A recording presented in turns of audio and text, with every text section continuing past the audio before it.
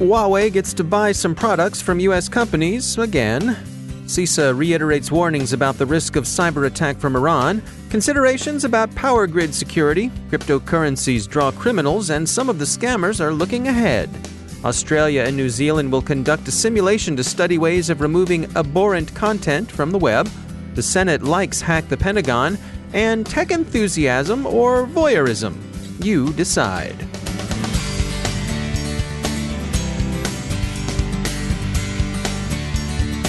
And now a word from our sponsor, Authenticate. Authenticate, the creators of Silo, now have an app called the Silo Research Toolbox that builds a separate, isolated browser session. This allows researchers to collect information from the web without risk to their work network. With Silo Research Toolbox, researchers can go anywhere on the web and collect data without revealing their identity or exposing their resources. It runs, looks, and is just as powerful as a local browser with none of the risk.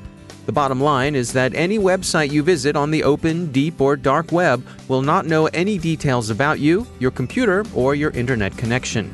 Silo is built fresh at every start and is completely destroyed at the end. It never exposes your IP address and never carries any information with you from session to session. If you're required to keep your online investigations completely anonymous and safe from cyber threats, consider checking out the Silo Research Toolbox at authenticate.com/cyberwire. That's authentic8.com/cyberwire. And we thank Authenticate for sponsoring our show. Funding for this CyberWire podcast is made possible in part by ExtraHop, providing cyber analytics for the hybrid enterprise. Learn more about how ExtraHop Reveal X enables network threat detection and response at extrahop.com. From the CyberWire studios at Data Tribe, I'm Dave Bittner with your CyberWire summary for Monday, July 1st, 2019. President Trump has agreed to permit Huawei to buy some U.S. products. They'll be allowed to buy the boring kit, as CRN puts it, the stuff not deemed to present a threat to national security. Included in that boring kit would be, for one big example, Google's Android operating system. The White House says this doesn't mean the U.S. intends to go squishy on Huawei, and that it remains very much alive to the risks the company poses. For its part, Huawei says it welcomes what the company calls a U-turn in U.S. security policy. The case reminds many observers of ZTE's experience when the company was pulled back from the brink by a U.S. decision to permit ZTE to continue to buy some of the U.S. products it depended on to keep its business going. The Huawei decision is about U.S. exports to the company, not about permitting Huawei products general access to U.S. markets.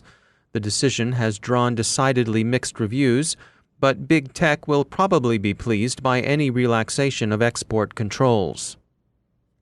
In an interview with Ars Technica, U.S. CISA Director Krebs repeated his agency's warnings of expected Iranian cyber attacks against U.S. targets.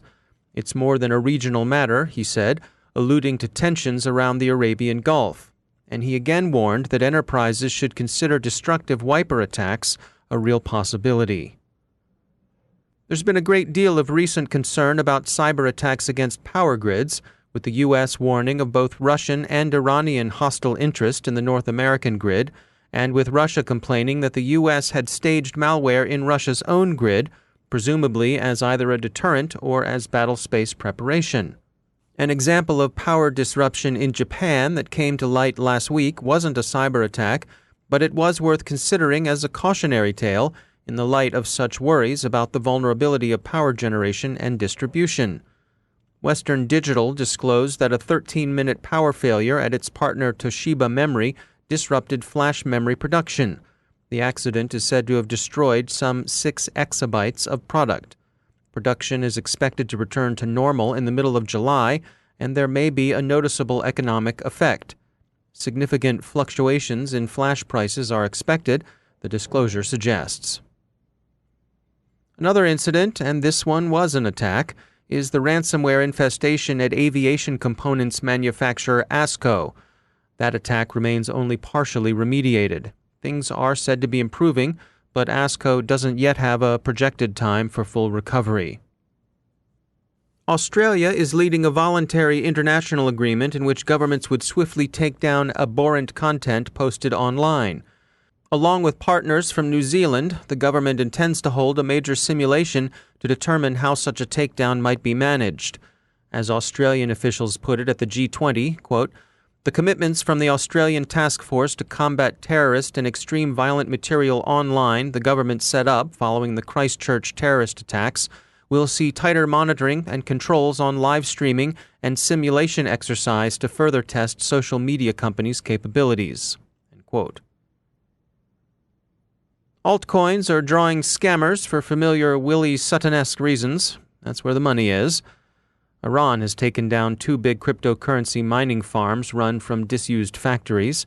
Authorities say the activity was sufficiently power-hungry to have rendered portion of the grid unstable, with consumers of electricity noticing problems. A new cryptocurrency, Luno, which is Esperanto for moon, has already become the fishbait in a social engineering campaign. The usual cautions apply, but in this case note that Luno phishing is marked by fewer linguistic stigmata than normally appear in phishing emails.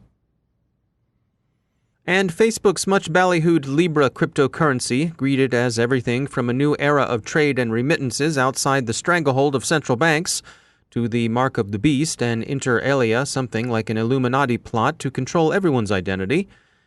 Anyway, Libra, as we say, is already the occasion of a competitive criminal scramble to register domains that look or sound sort of the way the scammers imagine a Libra domain would.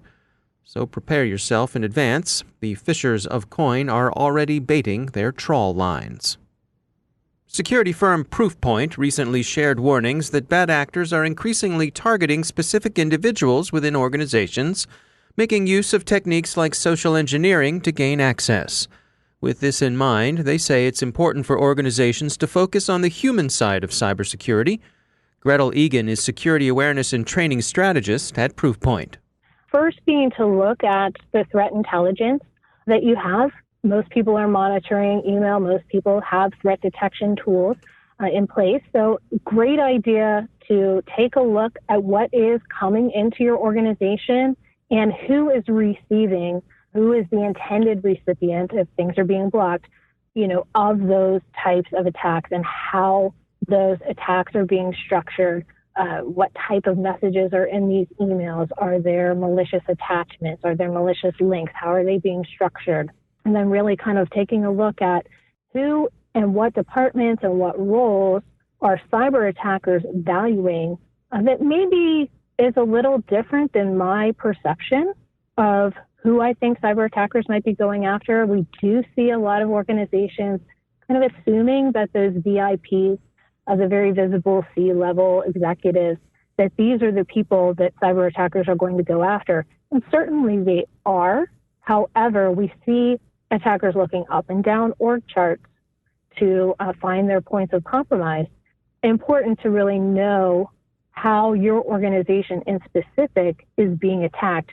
Another way, a second way to figure that out is to use some security awareness and training tools, things like phishing simulations, phishing tests, where you send out simulated phishing attacks, different types, different structures, and look at the people within your organization who are vulnerable and susceptible to those types of attacks. Who's clicking, who's engaging, who is being tricked into providing credentials or being tricked into going to, malicious website based on the way you've structured your test. Now, when you're testing your employees for phishing, is it better to take a carrot or a stick approach? If someone does click through on that link, it seems to me like that's a moment for education rather than perhaps punishment. It certainly is what we advocate. Really, basically, it comes down to the fact that organizations are allowing their technology to fail. We have these purpose-built technical tools that are not 100% capable of stopping everything that's coming in. But at the same time, these same organizations are sometimes looking to their users to be right 100% of the time. That's just not going to happen. We really advocate for making it a positive learning experience for the user at that moment rather than a quote-unquote punishing experience, if you will. You don't really want to turn that moment into a point where an employee feels not only vulnerable because they've exhibited potentially a susceptible behavior that's a dangerous behavior, but then also to feel kind of attacked by their organization in that same moment. So really a great idea. What we advocate for is much more of a carrot approach, taking that as a learning moment, a teachable moment, and moving ahead in a positive direction to try to positively influence future behavior. The human factor, in our opinion, will always be at play when you have people making decisions, posting to social media, taking actions on mobile devices, on downloading apps and interacting with things. I don't see a point where technical safeguards are going to catch up enough to stop all threats. That's Gretel Egan from Proofpoint. The just-passed Senate version of the National Defense Authorization Act for 2020 includes strong encouragement for defense and security agencies to use crowdsourced security testing. The report that accompanies the act specifically calls out the Defense Department's Hack the Pentagon program as a model. And finally, in a bit of good news, the creator of the AI-powered app Deep Nude has taken down and stopped selling his invention. Deep Nude was an app that would transform ordinary photos of women, and tellingly, it only worked on women, and automatically transform the photo into an apparent nude. So, yeah, horrifying. Many consider it a sign of what's to come in the deep fake field, but for now, at least this one is gone.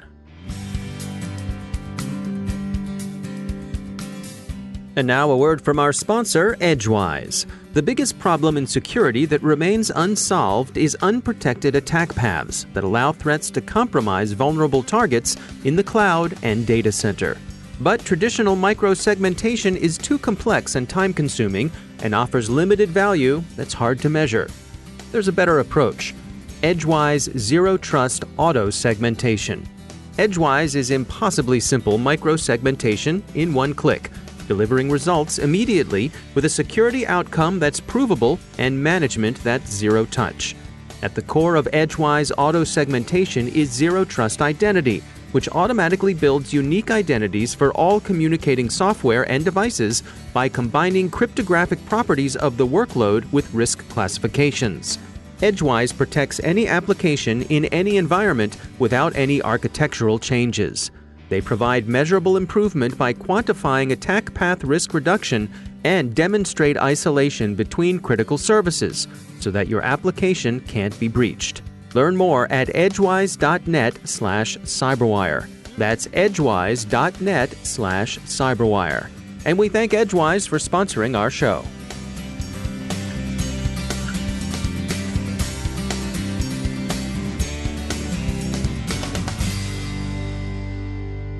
Joining me once again is Justin Harvey. He's the Global Incident Response Leader at Accenture. Justin, it's always great to have you back. I wanted to touch base with you today about two-factor authentication, particularly on mobile devices, and ways that some of the bad guys have figured out how to bypass that. Yeah, Dave, just like a car with brakes, we tell everyone your car must have brakes. But if you don't take care of them, or if you don't understand how and why and where to use them, you're probably going to crash. And the same is true a little bit for multi-factor authentication. For years now, we've been saying, get MFA, use it on everything you've got. But we're starting to see adversaries really take advantage of that through a few ways. The first is mobile SIM number rerouting. So this is where, let's say that you're with a large mobile carrier, your phone has been working for years, but the adversary can look up your phone number and figure out which provider you're with. Then they will call the provider up and social engineer them to essentially reset the password, and then they'll log in as you and reroute your SIM card, or the number going to their SIM card, to their SIM card. So essentially, they're hijacking your phone number, and then it's as easy as the adversary going in, starting the two-factor, and it sends them an SMS, but instead of sending the real owner the code, it's going to the adversary. I think the best way to guard yourself against these types of attacks is figuring out and determining what sort of customer identification process your mobile phone provider has and making sure that your answers are strong. That actually leads us into the second type of multi-factor override, which is abusing the recovery process. Most multi-factor platforms have the capability so that if you lose your phone, you lose the device that creates that code, you can answer a few questions and get a temporary code back. And I've been talking to my adversary simulation team today, and they said, yes, the majority of the questions and answers are relatively simple. And even in some cases, it said, like, what's the name of your your eldest sibling or your youngest sibling or your first sibling? And all of that information can be obtained via background questions or background checks. It's highly advised to guard yourself against these two types of attacks by picking really strong questions and answers, and not who your first dog was. And in fact, when I get those types where I have to pick from a drop down and some of them are the most simple questions to answer, sometimes I think of a fake answer and put it in there. The best course of action is to use the Microsoft Authenticator, the Google Authenticator, real apps within your phone, or even in some cases go back to hard token. And then on top of that, if you are, let's say, a CIO, CISO, or someone who has control over these platforms, really look to strengthen your recovery process so that it's not as easy to get a new code without having the token, essentially. But it seems like, to me, SMS-based texting is probably the lowest form of multi-factor and has the highest degree of risk associated with it. But I suppose still better than nothing. Absolutely. When it comes to telephone or SMS-based two-factor, there's even some different types of attacks like the SS7 intercept capability. So SS7 is more of a nation-state style attack where you can set up your own cell tower in essence, and you can intercept traffic coming through there. And I want to at least point out, in most Five Eyes countries, those are all illegal to use and set up, but it has happened out in the wild. It's more of a nation-state style attack, but it's worth mentioning there. There's malware intercept, so creating a piece of malware that goes on a phone, typically Android, since they don't have a walled garden app type of approach like Apple does, but malware has been seen out there in the wild that reads texts and looks for two factors and sends them to a centralized repository. You've got your standard social engineering types of attacks where, Dave, if I wanted to get access to the CyberWire platform itself, maybe I call you as a Bank of America representative and said, hi, this is Justin with Bank of America. Dave, there's a problem with your account. I'd like to prove that it's you. I'm going to send you a code. Could you read it back to me? And I actually go to your platform and I create a login request, and then you get it and you're like, is this Bank of America or is this my own CyberWire? It's very hard to tell in some cases. And in the final type that we are seeing quite a bit of is using the Modlishka proxy platform, which is essentially you're going to create a login page just like the login page that you want to get access to. You send the user through a phishing email to have them go enter their credentials in. It's very much like a business email compromise style of attack where you have your own website and you're mimicking the two-factor login of the victim. The victim goes there. They're not really paying attention. They enter in their credentials. You steal those credentials and proxy it back to the real two-factor, which gives you the challenge, which allows the user to enter it in. Because you're running the platform, you can see everything going in, and essentially you grab that and log in right behind them. Actually, not even behind them. You're logging in for them. They might see an error code, and then boom, you're in. Yeah, it's a lot to look out for, but at the same time, it seems like there are some good solutions out there. Yeah, I would say try to stay away from SMS-based multi-factor and really focus on using Google Authenticator and Microsoft Authenticator. All right. Well, as always, Justin Harvey, thanks for joining us. Thank you. And that's the CyberWire. Thanks to all of our sponsors for making the CyberWire possible, especially our supporting sponsor, Observit, the leading insider threat management platform. Learn more at observit.com. The CyberWire podcast is proudly produced in Maryland out of the startup studios of Data Tribe, where they're co-building the next generation of cybersecurity teams and technology. Our amazing CyberWire team is Stefan Vaziri, Tamika Smith, Kelsey Bond, Tim Nodar, Joe Kerrigan, Carol Terrio, Nick Valecki, Bennett Moe, Chris Russell, John Petrick, Jennifer Iben, Peter Kilpie, and I'm Dave Bittner. Thanks for listening. We'll see you tomorrow.